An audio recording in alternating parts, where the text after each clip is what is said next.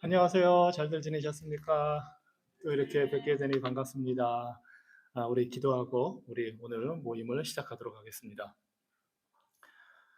항상 기뻐하라 말씀하신 주님, 우리의 삶을 돌이켜보며 주께서 우리에게 행하신 일들을 생각해 볼 때에 그 모든 일들이 우리가 기뻐하고 범사에 감사할 것뿐임을 주님 앞에 이 시간 고백합니다. 우리의 생명을 날마다 지켜주셔서 감사합니다. 우리 삶에 필요한 것들을 날마다 허락하여 주셔서 감사합니다. 만나는 사람들과 교제하는 사람들, 그 모든 관계에 있어서 오늘까지 우리가 풍성한 삶을 누릴 수 있도록 인도해 주셔서 감사합니다.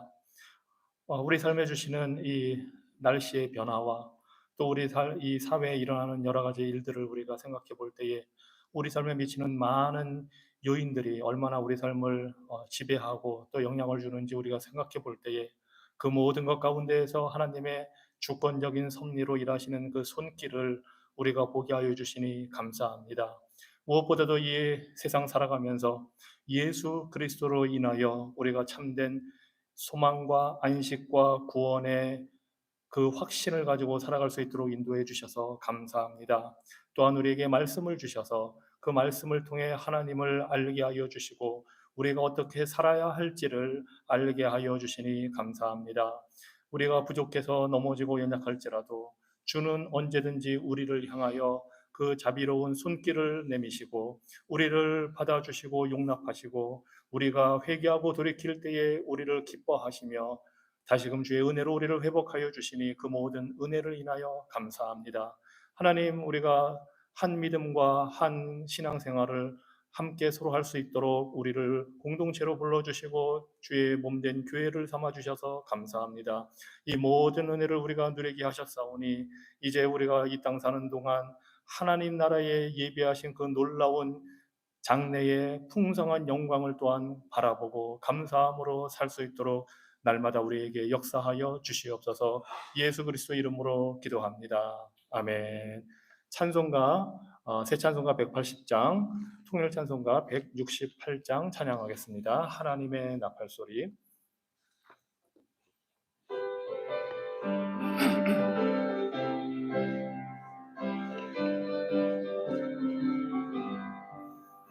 하나님의 나팔 소리 천지 진동할 때에 예수 영광 중에 구름 타시고 천사들을 세계 만국 모든 곳에 보내어 구원 얻은 성도들을 모으리.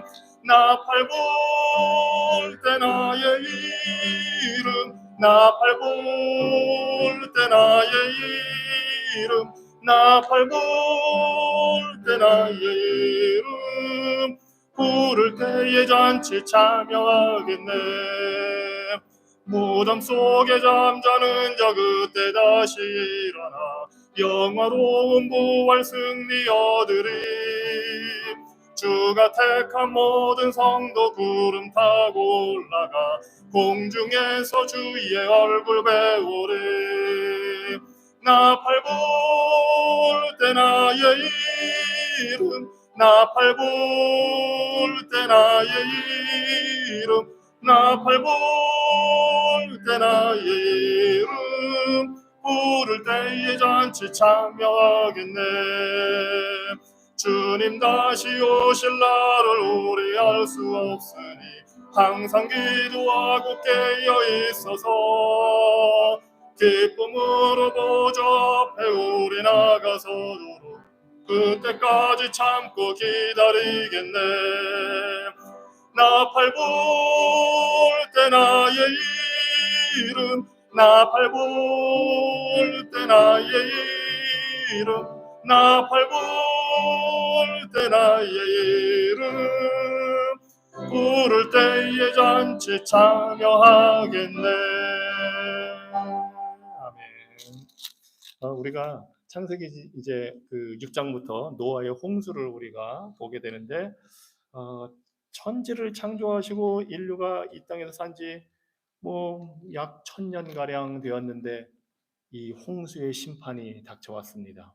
그리고 그 홍수의 심판이 닥쳐올 때 사람들은 다 먹고 마시고 장가들고 시집가고 그냥 평소의 삶을 다 하고 있었습니다. 이 심판이 닥칠지를 모르고 있었습니다. 사실은 전혀 모르는 것은 아니었는데, 왜냐하면 노아를 통해서 하나님께서 방주를 짓게 하셨으니까 뭐 약 100년에 가까운 세월 동안 이 살아있는 그 모형이 아니죠. 실제 그 방주를 지으면서 무슨 일이 일어날지 사람들에게 알려줬는데, 사람들은 그것을 모르고 심판이 닥치는 걸 모르고 있었습니다.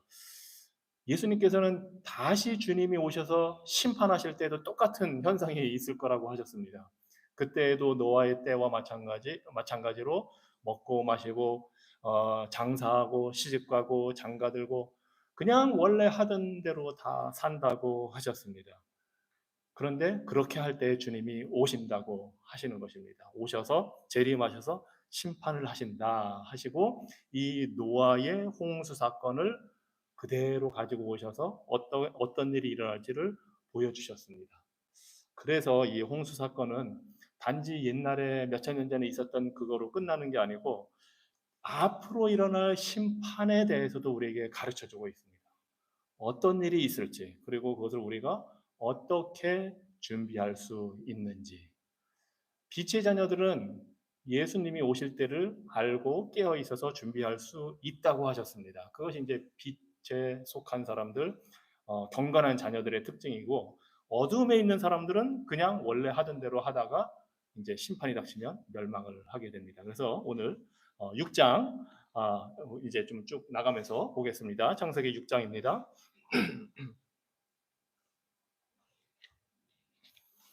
사람이 땅에 번성하기 시작할 때 그들에게서 딸들이 나니, 하나님의 아들들이 사람의 딸들의 아름다움을 보고 자기들이 좋아하는 모든 여자를 아내로 삼는지라. 지난주에는 사실은 이제 그 하나님의 아들들에 대해서 그걸 위주로 설명을 했는데, 제가 말씀드린 대로 여러 가지 해석의 가능성은 있지만 저는 경건한 셋의 후손들이 하나님의 아들들이라고 저는 해석을 하고, 그 사람들이 사람의 딸들, 경건하지 못한 사람들과 이제 섞여 살기 시작을 하는 겁니다. 어, 좀 흥미로운 거는 5장에서는 경건한 셋의 후손들은 몇 살까지 살았다는 그게 다 나와 있어요. 그런데 4장에 경건하지 못한 가인의 후손들은 몇 살까지 살았다는 얘기가 없습니다. 그냥 그들의 수명이 아마 짧진 않았을 텐데 기록이 되질 않았어요. 그런 거 보면 경건한 셋의 후손들은 하나님이 말하자면 주신 삶을 풍성하게 살다가 죽었다고 우리가 생각할 수 있는데, 가인의 후손들, 경건하지 못한 가인의 후손들은 특징이 그 일부 다처제를 했고 폭력적이고 원수 같고 당한 대로 갚아준다는 사람들이었기 때문에, 이건 뭐 제 이제 생각입니다. 왜 하나님이 이 경건하지 못한 사람들은 몇 살까지 살았는지 안 적어주셨는지. 참 희한하게. 아마 이 900살 이상 살 수 있었던 그 환경에서 그렇게 살지 못했을 수도 있습니다.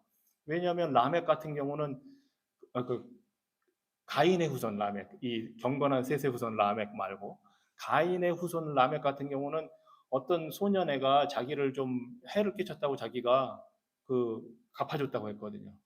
죽였다. 애를 죽였다.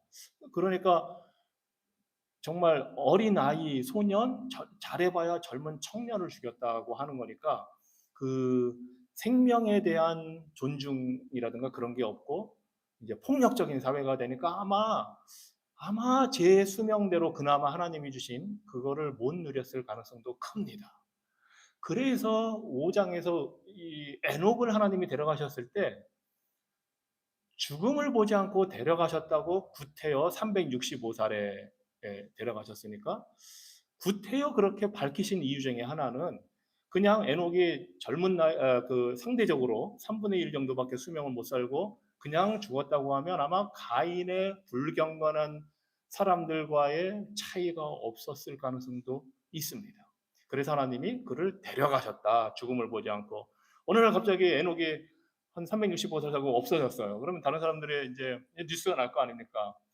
실종해서 뉴스가 나고 사람들이 찾아다녔는데 시신을 못 찾았다. 어떻게 된 일일까? 그럼 이제 사망 판단을 내릴 텐데, 그러다 보면 이 불경건한 가인의 후손들의 삶과 그 수명과 아마 차이가 없다고 느꼈을 거예요. 그러면 에녹도 뭔가 죄 지은 게 있어서 무슨 뭐 험한 일을 당했겠지 하고 사람들이 느낄 수도 있어서 하나님이 구태여 밝히셔서 에녹은 그렇게 어, 짧게 살다가 그냥 심판받아 죽었다는 식으로 이해할 게 아니라 이 사람은 경건하게 살았고 하나님과 동행하는 사람이었기 때문에 하나님이 이 사람을 데려가셨다.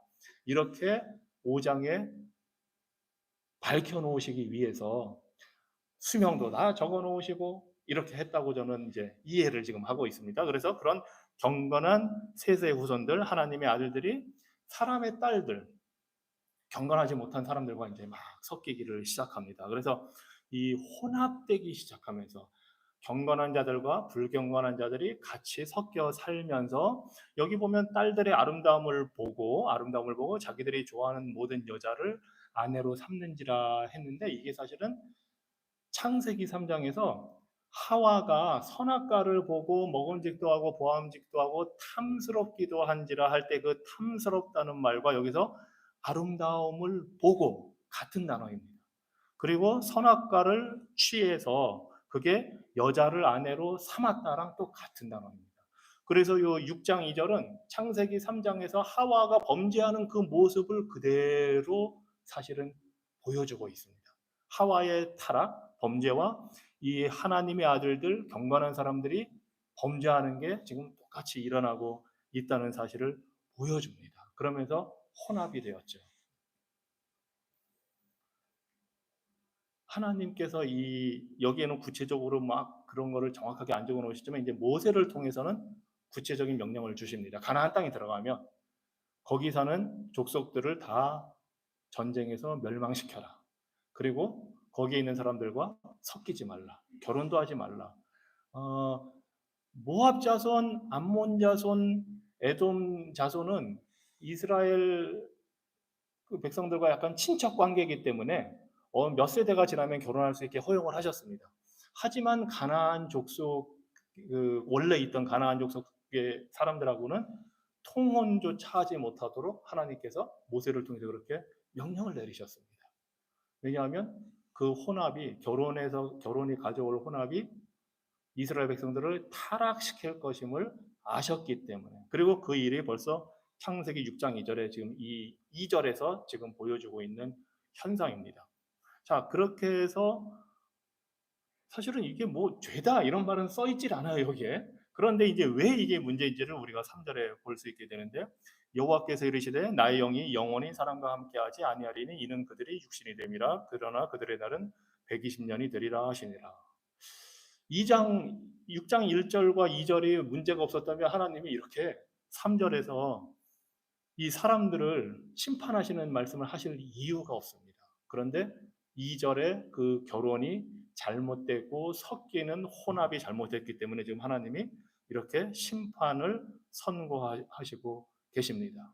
그 정도로 하나님의 택함 받은 백성이 그렇지 않은 사람들과 섞이는 것, 혼합하는 것을 하나님이 싫어하시고 경계하십니다. 그래서 이제 모세 율법에 보면은 정결한 것, 부정한 것도 하나님이 다 나누시고 동물들 하나님이 먹을 수 있는 것, 먹지 못하는 것도 나누시고 제사에 쓸 것, 제사에 쓰지 못할 것도 나누시고 하시면서 사실은 요즘에는 이제 그 정치적으로 올바른 얘기를 하지 않으면은 안 되니까. 그런데 어떻게 보면 하나님이 굉장히 차별하신 거예요, 그 당시에. 이스라엘 백성과 이방인을 차별하셨습니다. 좋게 말하면 구별하신 거고 섞이지 못하게 하셨습니다. 그래서 그런 것을 어긴 사건이 그 민수기에 보면 25장에 나옵니다. 그 민수기 25장 앞에 있었던 사건이 뭐냐면 그 모압 땅을 이스라엘 백성이 이제 지나서 가나안 땅에 들어가려고 막판에 이제 그렇게 하고 있는데 이 발락 왕이 도저히 전쟁으로는 못 이길 것 같으니까 발람이라는 거짓 선지자를 데려다가 이스라엘 백성들을 저주하게 합니다.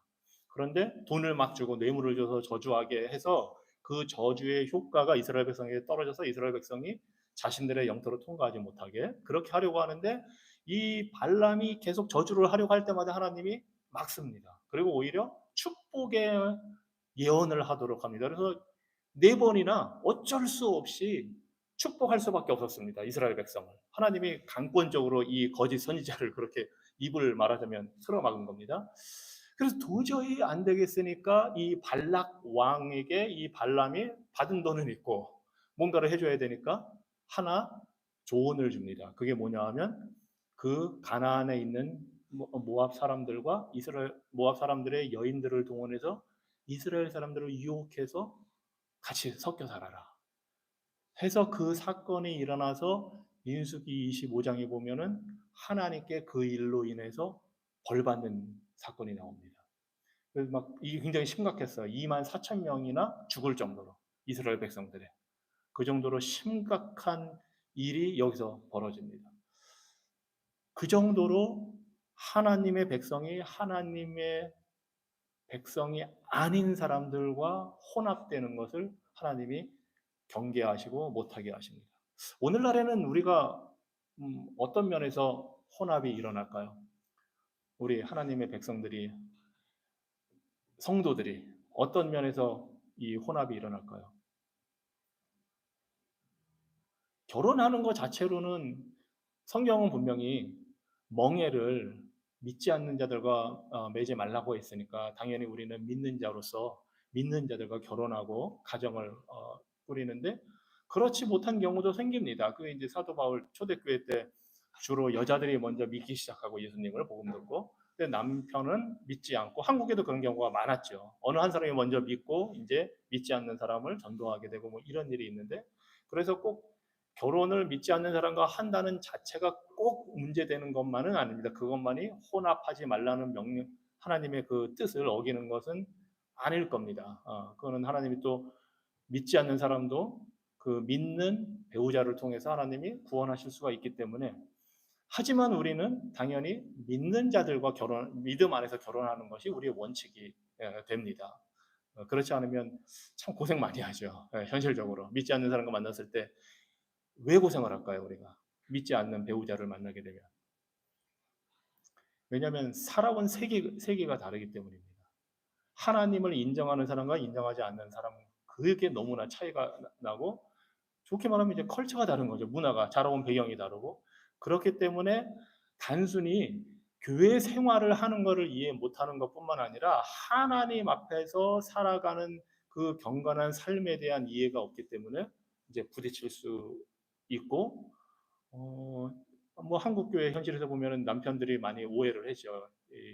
주로 아내들이 그냥 교회만 가서 살고 막 수요일 저녁, 금요일 저녁 가서 막 철야 기도하고 그러면은 막 그래서 한국에서는 이제 이 남편이 믿지 않는 남편이 도대체 이 여자가 어디를 그렇게 밤에 일주일마다 한 번씩 가나 궁금해서 따라가기도 하고 가서 이제 교회 가서 도대체 무슨 일을 하나 궁금하기도 하고 때로는 의심되기도 하고 굉장히 그런 걸 통해서 아픔이 많이 있기 때문에 당연히 이제 그런 아픔이 있고 불편함이 있습니다.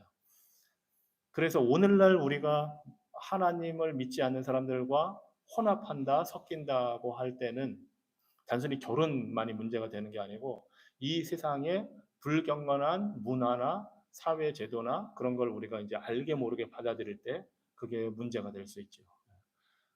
뭐 학교 교육을 통해서 잘못 받아들이는 경우는 이제 뭐 진화론 같은 게 당연히 우리 자녀들에게는 문제되지만 그런 거 아니더라도 우리가 이 세상을 살면서 세상 문화와 섞이게 되는 것을 우리가 경계하고 조심할 필요가 있습니다. 그리고 그것을 이제 우리가 경계하고 섞이지 않을 수 있는 길은 사실은 하나님 말씀을 가지고 하는 것밖에 없습니다. 하나님 말씀을 가지고. 정치에 있어서 뭐 미국에서 민주당이든 공화당이든 지지할 수가 있습니다.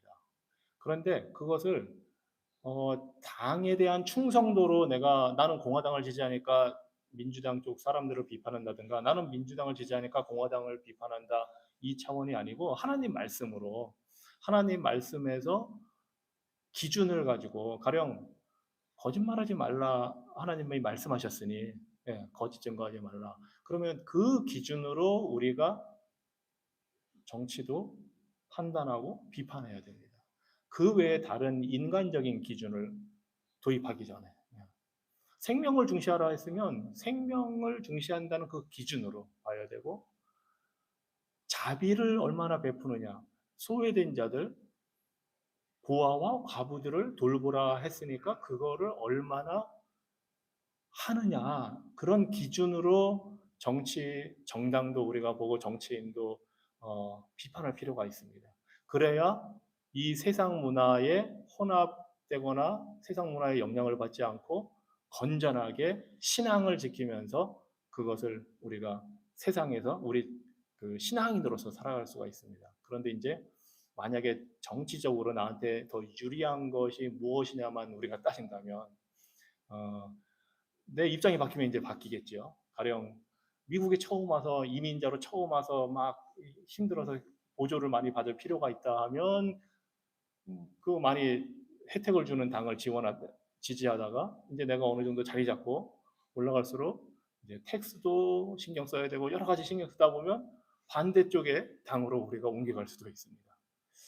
그거는 우리가 살아가면서 우리의 그 삶의 지혜의 한 부분입니다. 하지만 그것들보다 먼저 우리는 말씀을 기준으로 한 정당이나 그 정치인의 정책이 어떤가를 우리가 보고 그 말씀을 가지고 기도하면서 판단을 해야 이렇게 일희일비하지 않고 할 수가 있다고 저는 생각을 합니다. 창세기 6장에서 이 정치 문제까지 나왔습니다. 자, 그래서 하나님이 3절에서 이제 나의 영이 영원히 사람과 함께하지 아니하리니, 이 말은 무서운 말씀입니다. 하나님의 영이 사람과 함께하지 않는다. 그러면 우리에게 생명의 근원이신 하나님이 우리와 함께하지 않겠다는 말입니다.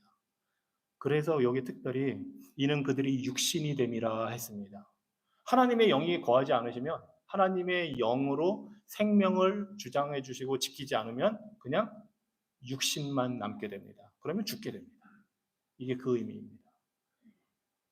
2절에서 혼탁하게 된 그 사회 현실을 보고 하나님이 나는 더 이상 사람과 함께하지 않겠다. 하나님이 사람을 만들 때 흙으로 만드셨지만 호흡을, 숨을 하나님이 불어넣으셨거든요. 그게 영적인 존재로 하셨거든요. 하나님이 그 영을 불어넣어 주셨기 때문에 살아있는 영적인 존재가 됐는데, 이제 하나님의 영이 더 이상 같이 않겠다.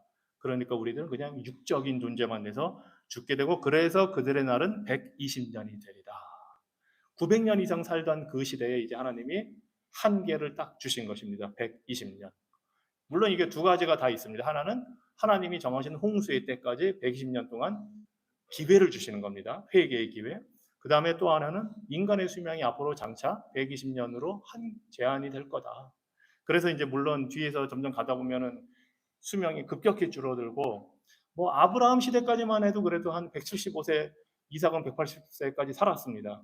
그런데 이제 모세가 이 성경을 기록할 때 모세 때 가면 모세가 120살 살고 여호수아가 110세 하고, 그 다음에 이제 점점 줄어들어서 10편 90편에 보면 모세가 말하기를 사람이 수명이 70이고 건강하면 80이라고 그렇게 고백을 합니다. 본인은 120살 살았지만 이제 평균 수명이 그렇게 줄어듭니다. 그래서 하나님이 이제 인간의 수명의 한계를 정하셨고, 그마저도 딱 120년 정도 살았을 때 하나님의 영이 더 이상 가치 있지 않기 때문에 이제 죽게 됩니다. 900년 넘게 살던 이 시대에 하나님이 이 심판을 지금 내리시는 겁니다. 그러면서 도대체 무슨 일들이 있길래, 그게 4절입니다. 당시의 땅에는 네피림이 있었고 그 후에도 하나님의 아들들이 사람의 딸들에게로 들어와 자식을 낳았으니 그들은 용사라 고대에 명성이 있는 사람들이었더라. 사실 네피림이 무슨 족속인지 잘 모릅니다. 그냥 여기에 딱 하나 나오고 뒤에 한 번 더 나와서 구체적인 정보가 없습니다. 아마 히브리어로 이게 두 가지 가능성이 있는데, 하나는 타락한 자라는 단어와 비슷하기 때문에 아마 타락한 사람들, 또 하나의 가능성은 그 이제 유산돼서 자들, 아니면 이제 기형적으로 태어난 자들, 뭐 이런 또 단어랑 또 비슷합니다. 그래서 뭔가 독특한 사람들이었을 것 같습니다. 예, 정확한 거는 모르지만 당연히 도덕적으로도 타락했고, 그런데 이 사람들이 이 연약한 자들이 아닙니다. 왜냐하면 그 뒤에 보면 그들은 용사라 합니다. 고대 명성이 있는 자들이다. 흥미롭게도 그 당시 모세 당시에 있는 그 고대 근동 지역에 있는 신화, 전설, 그리고 우리가 좀 들어본 고대 그리스 로마 신화 같은 데 보면 이 신들과 사람이 결혼해서 막 거인족을 낳는다 뭐 이런 신화들이 있습니다. 그래서 아마 모세는 그런 거를 배경에 두고 너희들이 이방인들이 생각하는 거인족과 같은 그 유명한 사람들, 용사들 같은 사람들, 그런 사람들이 너희가 있다고 지금도 알고 있는데 그래 그 당시에 그 뭔가 잘 나가는 사람들이 있었을 거다. 용사들 같은 사람들 가령 사장에 나온 가인의 후손 람에게 그 자손들로부터 나온 막 거기 보면 이제 문명을 개발하거든요.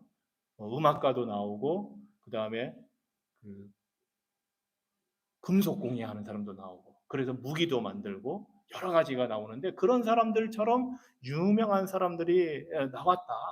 그게 맞다. 그런데 그 사람들은 신과 인간이 만나서 이렇게 태어난 존재들이 아니라 그냥 타락한 인간들이다 하는 것을 지금 이 모세가 보여주고 있는 겁니다. 그러면서 이런 사회가 됐기 때문에 하나님이 이제 심판을 하겠다고 합니다. 그래서 5절에 여호와께서 사람의 죄악이 세상에 가득함과 그의 마음으로 생각하는 모든 계획이 항상 악할 뿐임을 보시고 이것이 하나님의 진단입니다. 창세기 1장과 2장에서 하나님이 천지를 보셨을 때 모든 걸 만드신 걸 보셨을 때 좋았더라 했는데 지금 5절에서 보니까 하나님이 그 모든 것을 보셨는데 죄악의 세상에 가득했다. 막 이제 위대한 인물들이 등장했는데 그들이 하는 일이 다 악한 일들, 생각하는 계획, 그 모든 게 다 악하다 합니다. 여기 보면 죄악이 가득했다. 그리고 모든 계획이 항상 악하다 합니다. 모든 계획이 항상 악하다.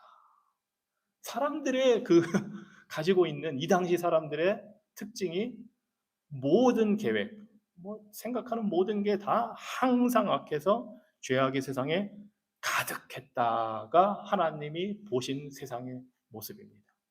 이것이 몇천 년 전에 이 지구상에서 일어났던 일입니다.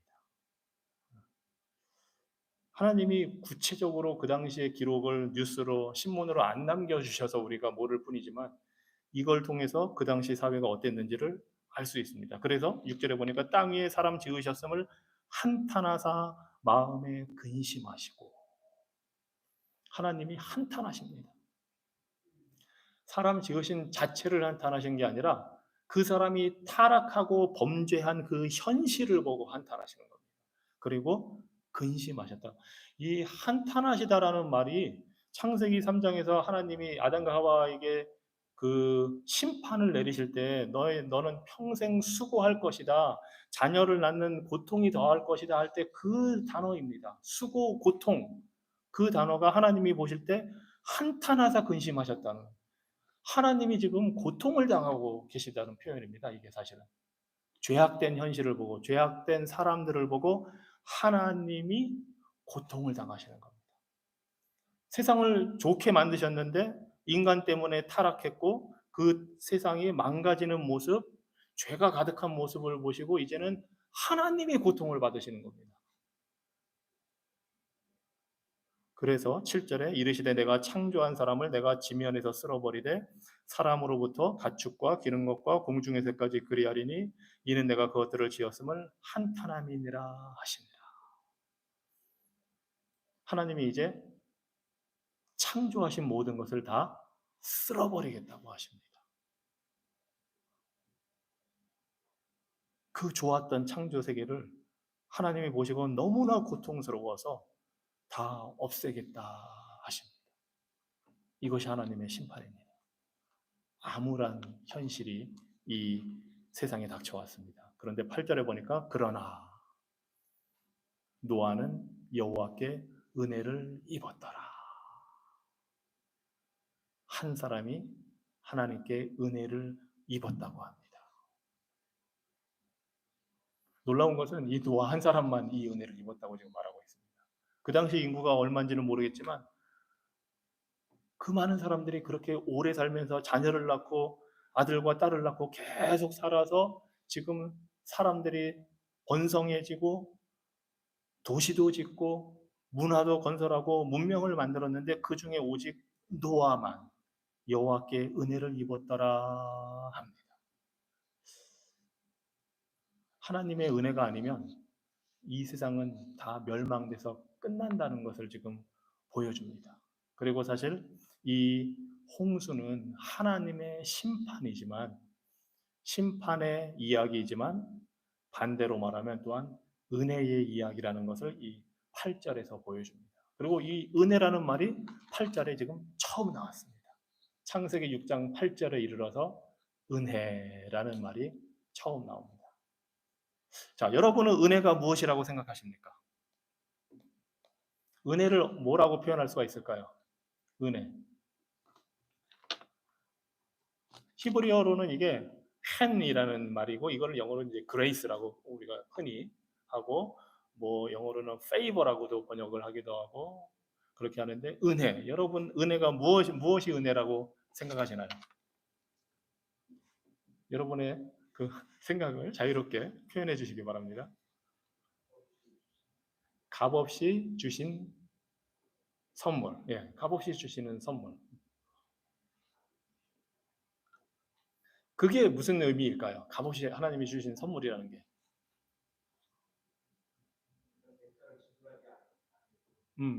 예. 우리가 뭐 해드린 게 없어도, 예, 받는 거. 그래서 구원이 이제 하나님의 은혜로 주신 선물이죠. 예. 우리가 뭔가 하지 않아도 주시는 것. 어, 우리가 자격이 없는데도 주신 것. 자격이 없는데 주셨기 때문에 그게 이제 은혜이죠. 그 우리가 자격이 없는데 없다는 게 무슨 말일까요? 자격이 없다. 아니면 이렇게도 질문을 해볼게요. 우리가 기도해서 하나님의 응답을 받습니다. 그 응답은 은혜인가요? 우리가 기도해서 하나님이 주신 응답은 은혜일까요, 그게? 은혜이죠. 어떤 면에서 그렇습니까? 우리가 구했잖아요. 우리가 필요한 게 뭐라고? 하나님께. 그런데 그걸 주셨어요. 응답해 주셨어요. 그러면 그걸 우리가 은혜라고 감사하는데 그게 왜 은혜가 되죠, 우리한테?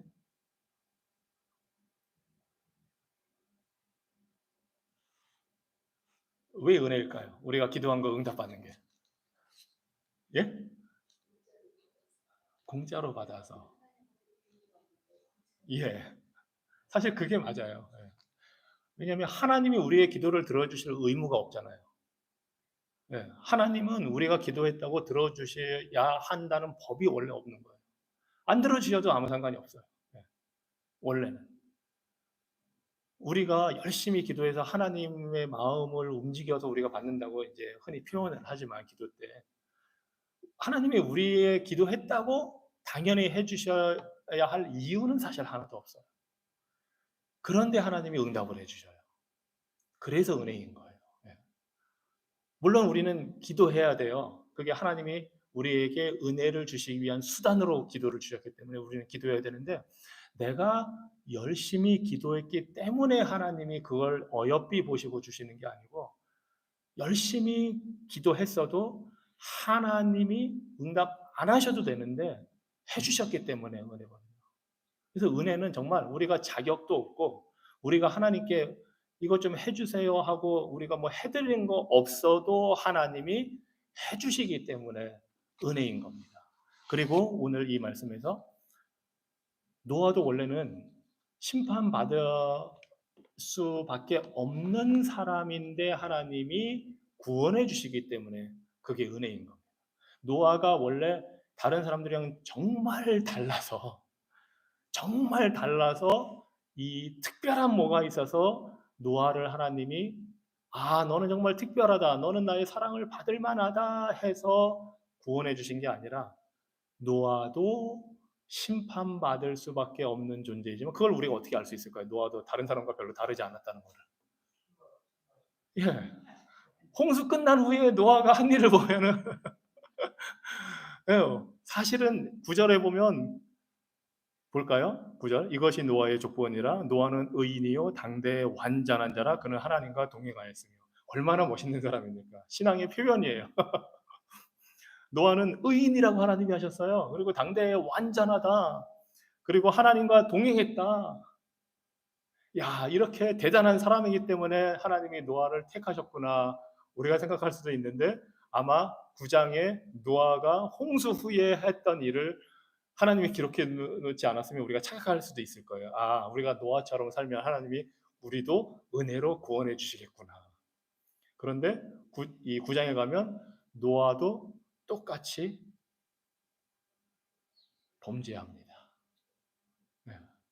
사실은 노아가 범죄한 게, 이 노아는 매우 흥미로운 사람이에요. 어떤 면에서 보면 아담과 비슷해요. 제2의 아담 같은 사람이에요. 왜냐하면 아담은 하나님이 대표로, 인류의 대표로 세우셨고, 노아는 그 모든 죽어 마땅한 사람들 중에 대표로 하나 지금 딱 뽑아서 구원해 주시거든요. 그리고 이 하나님이 천지를 만드실 때 물을 나누시고 하늘을 두시고 땅을 만드시고 거기에 육지 위에 생물들을 두시고 다 하신 것을 노아의 홍수 때 거꾸로 그 물들을 다 다시 이제 보내서 이 만드신 세상을 다 심판을 싹 하셔요. 그리고 나서 다시 물이 다 빠진 다음에 새로운 세계를 만드셔요. 그때 딱 남은 사람이 노아와 그의 가족분이 없었습니다. 그래서 노아는 아담과 비슷한 존재예요. 그리고 아담이 결국은 먹지 말라고 한 선악과 나무를 결국 따먹고 범죄한 것처럼, 타락한 것처럼 노아도 포도나무 열매로 포도주를 만들어 먹고 범죄를 하게 됩니다. 흥미롭게도 이름을 기준으로 하면 아담도 아들 셋이 있었잖아요.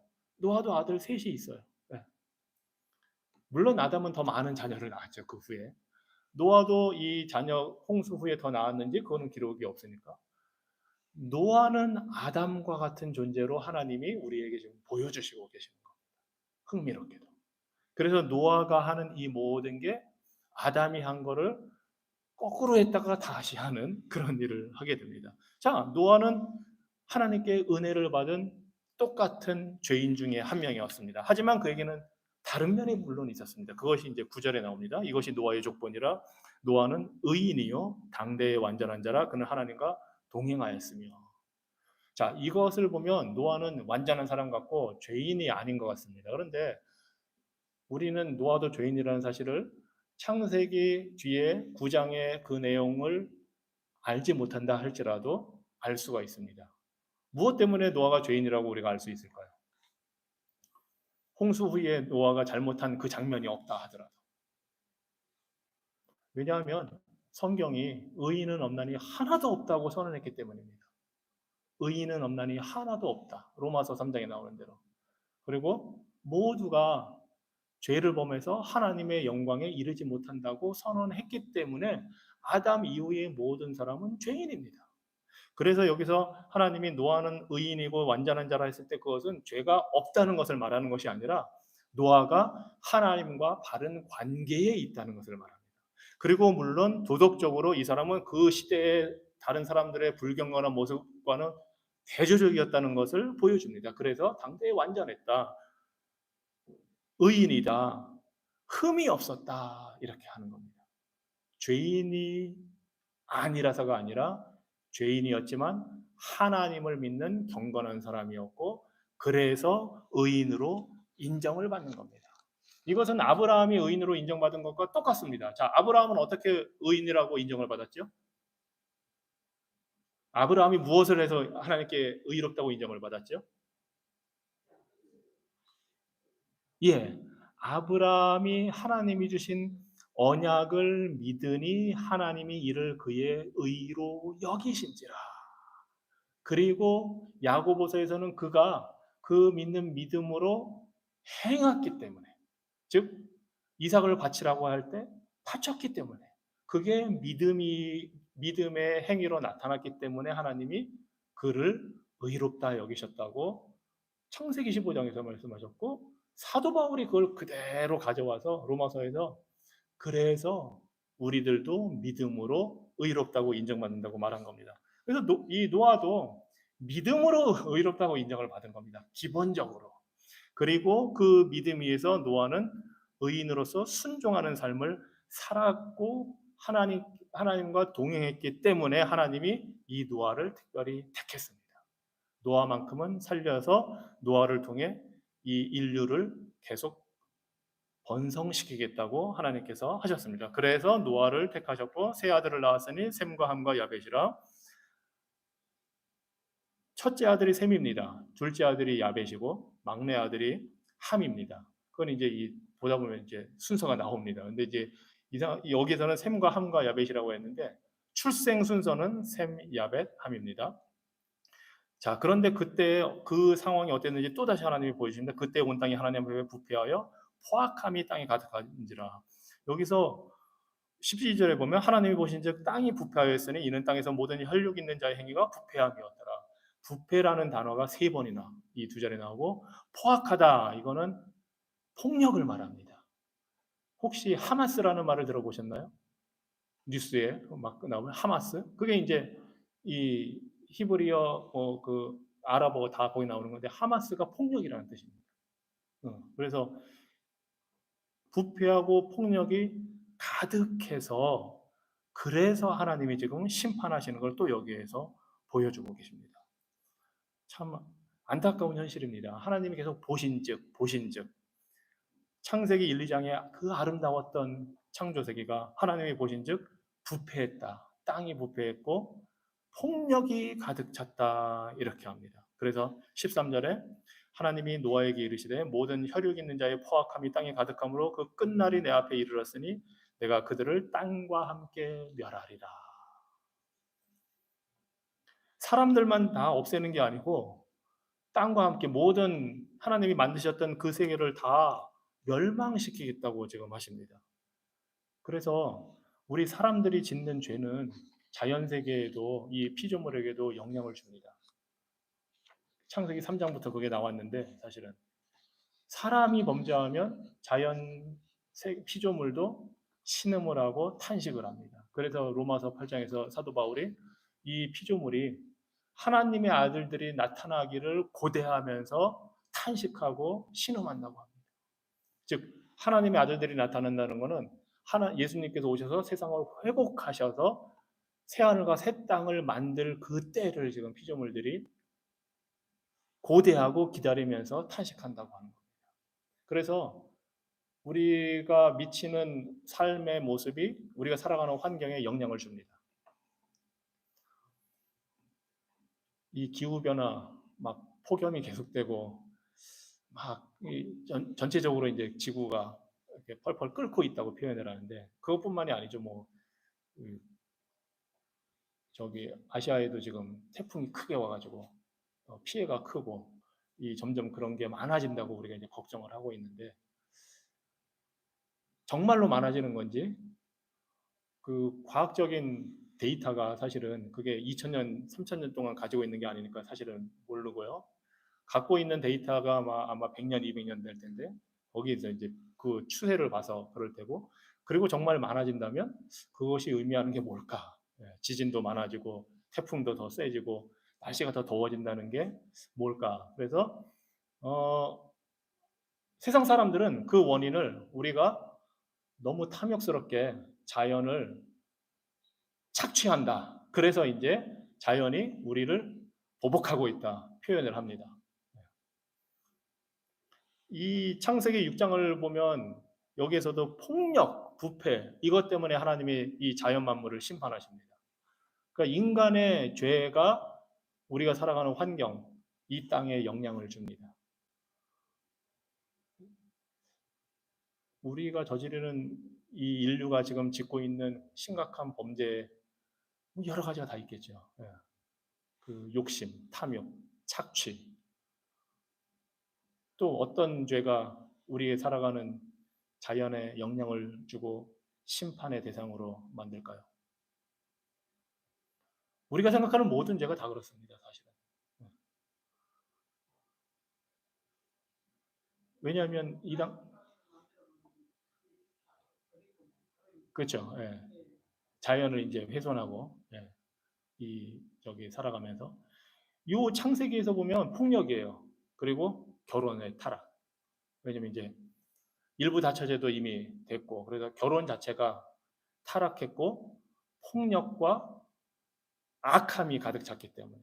그래서 크게 말하면 결혼의 타락, 가족의 문제, 그 다음에 폭력입니다. 여기에서 나오는 문제. 성적인 타락, 폭력 두 가지. 이게 오늘날 우리에게 시사하는 바가 있죠. 성적인 타락, 폭력.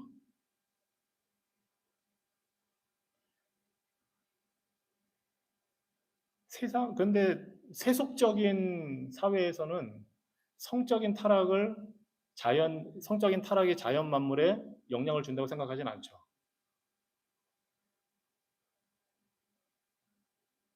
주로 이제 인간의 탐욕이 자연을 너무 착취한다고 생각을 해서 이제 환경을 보호해야 된다는 그 이야기는 많지만 성적인 타락이 영향을 주고 있다고는 생각을 안 하죠.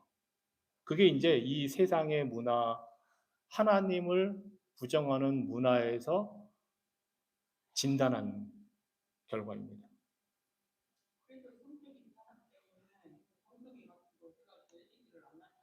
예, 그렇죠. 성경에서 가르침은 폭력, 성적인 타락, 탐욕 다 들어가 있는 겁니다. 예.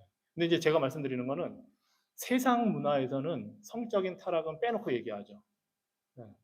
왜냐하면 동성애나 이런 거는 이건 정상이고 죄가 아니다고 생각을 하니까. 그래서 그 사람들이 제시하는 해결책은 결혼, 가정을 회복하고 결혼을 회복하자가 아니고 마음대로 원하는 대로 살아도 좋은데 욕심만 부리지 말아라. 그래서 환경을 보호하자. 그러니까 한쪽만 이야기를 하죠. 근데 성경은 그 모든 게 죄라고 지금 판단을 하고 있기 때문에. 왜냐하면 이제 어느 정부나 정당에서 그런 정책을 내놓을 때 그들이 그 정책을 내놓는 근거로 되는 게 이제 여러 가지가 있거든요. 그런데 결혼과 성적인 결혼 제도의 그러니까 타락했다, 성적인 게 문제다 하고 그거를 문제라고 인식하고 대안을 내놓는 것과 이거는 전혀 문제가 없어 하고 대안을 내놓을 때는 이제 이게 달라지죠. 예.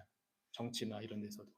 그럴 때 우리 믿는 사람들이 어떤 걸 기준으로 그런 걸 봐야 되느냐 하는 거를 이제 말씀을 통해서 우리가 그래서 기준을 세울 필요가 있다고 제가 이야기를 드리는 겁니다.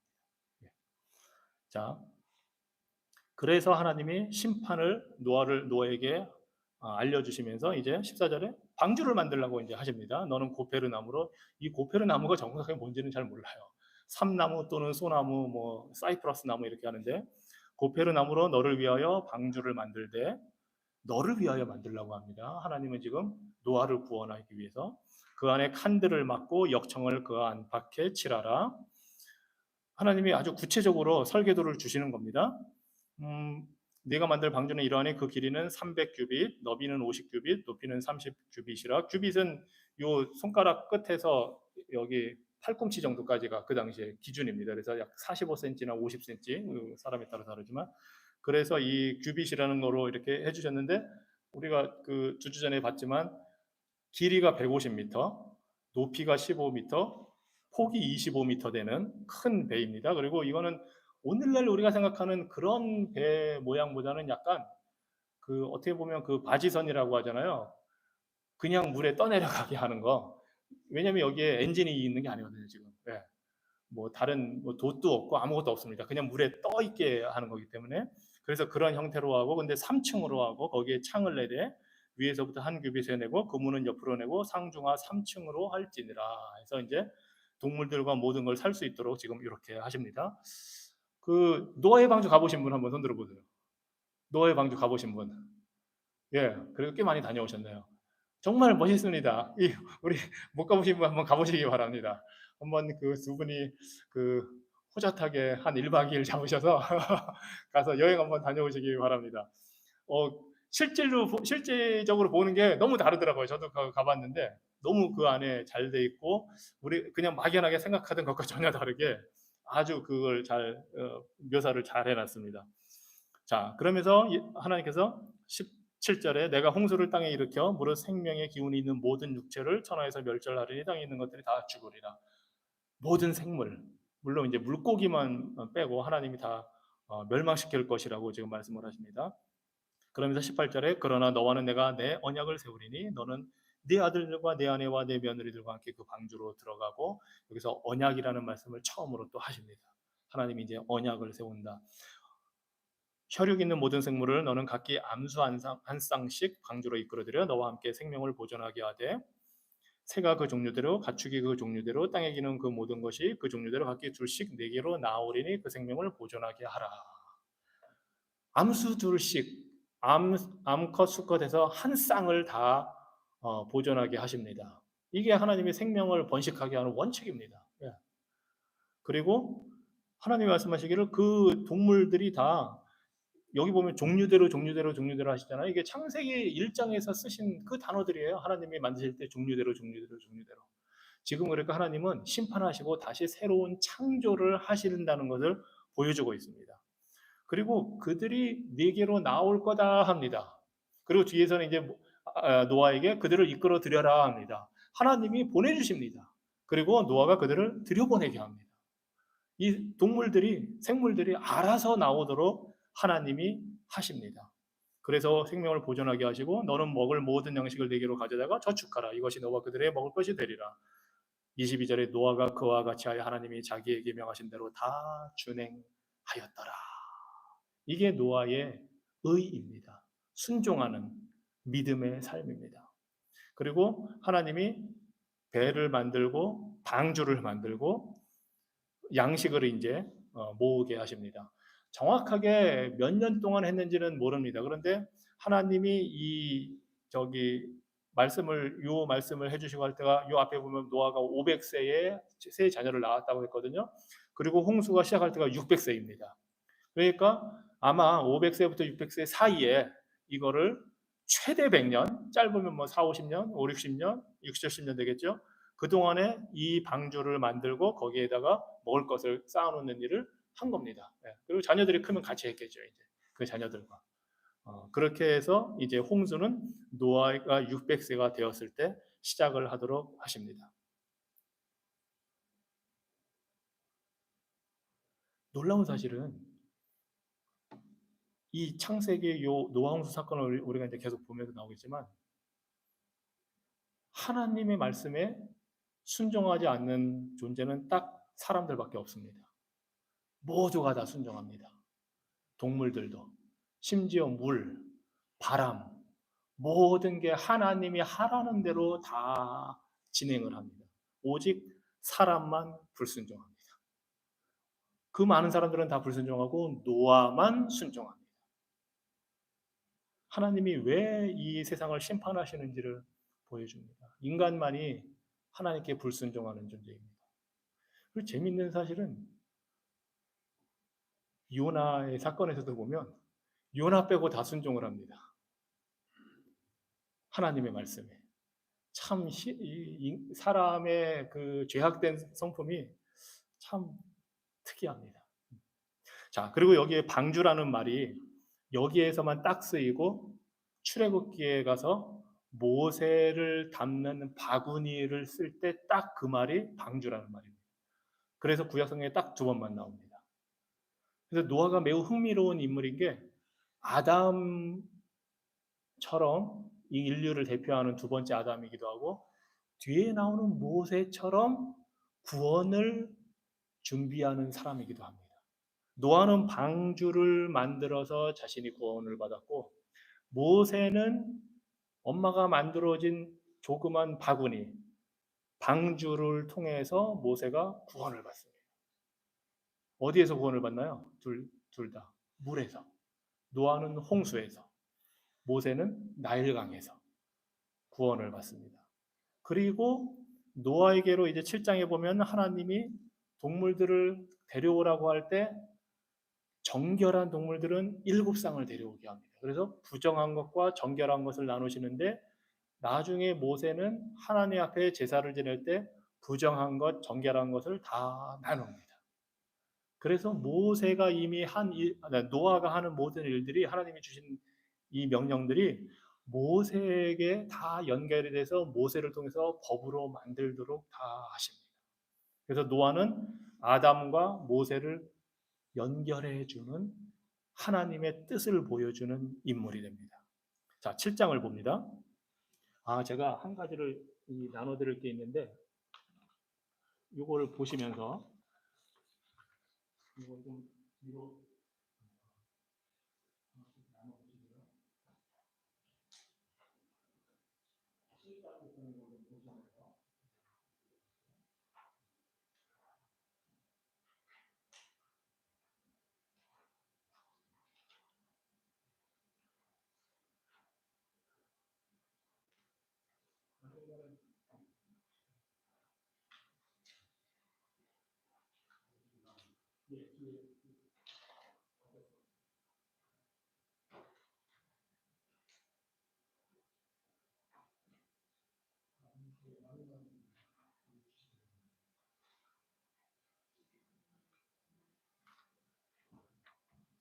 지금 받으신 게 이제 사실 6장부터 8장까지 홍수 이야기가 어떻게 진행되는지를 이제 간략하게 만든 겁니다. 홍수 이야기의 구조에서 이제 우리가 좀 봤지만 도입부에서는 6장 1절부터 8절은 이제 하나님이 이 세상을 심판하시게 된 그 이유를 말하고 있고 9절부터 8장 마지막 절까지를 이렇게 구조를 이렇게 지금 나눠놨습니다. 도입부에서는 이제 노아가 등장하는 게 6장 9절과 10절에 있고 6장 11절에서 13절에 보면 A해서 하나님이 부패한 인류를 멸망시키기로 결심하셨다는 사실을 거기에 보여줍니다. 그리고 B에서는 노아가 하나님의 지시에 따라서 방주를 짓게 되는 그게 나오고 C에서는 이제 7장으로 넘어가서 하나님께서 남은 자들에게 방주에 들어가라고 명령하시는 장면이 7장 1절부터 9절에 나옵니다. 그리고 7장 10절에 가면 이제 홍수가 시작이 됩니다.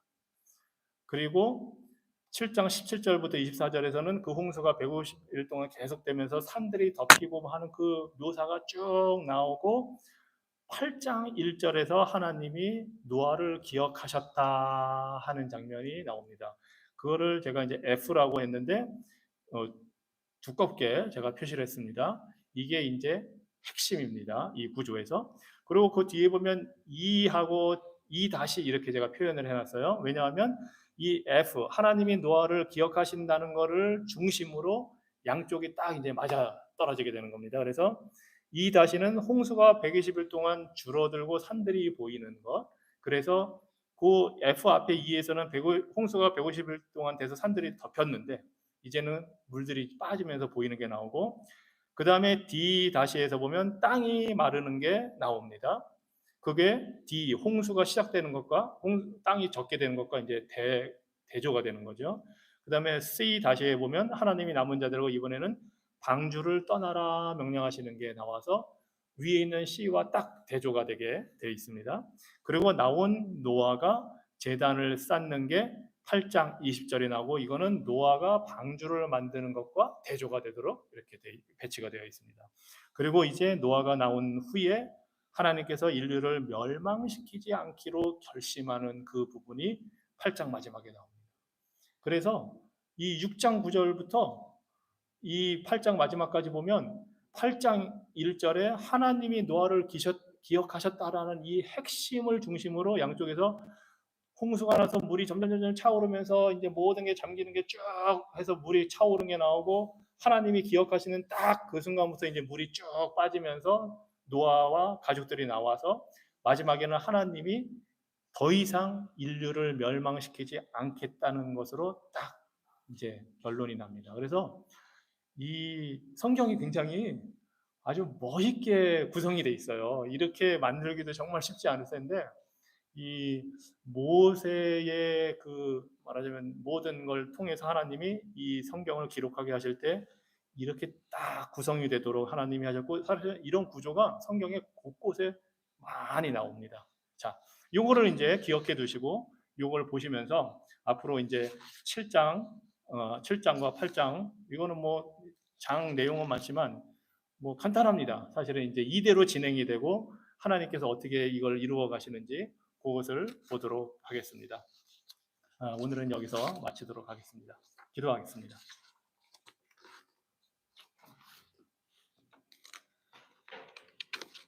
사랑이 많으신 하나님, 우리가 어떻게 감히 하나님의 그 마음을 헤아려 알 수가 있겠습니까? 하지만 오늘 말씀을 통해서 하나님이 인류의 타락과 부패와 포악함으로 얼마나 하나님의 마음에 한탄하시고 근심하시고 고통을 당하시는지 우리가 그 작은 부분이지만 볼 수가 있었습니다. 우리 사람의 죄악이 하나님을 그렇게 고통스럽게 한다는 사실을 우리가 기억하게 하여 주시고, 그럼에도 불구하고 하나님은 은혜를 주시는 분임을 우리가 또한 바라보게 하여 주셔서 소망 없는 우리가 주님 안에서 삶의 은혜를 발견할 수 있도록 날마다 우리와 함께하여 주시옵소서. 예수 그리스도 이름으로 기도합니다. 아멘.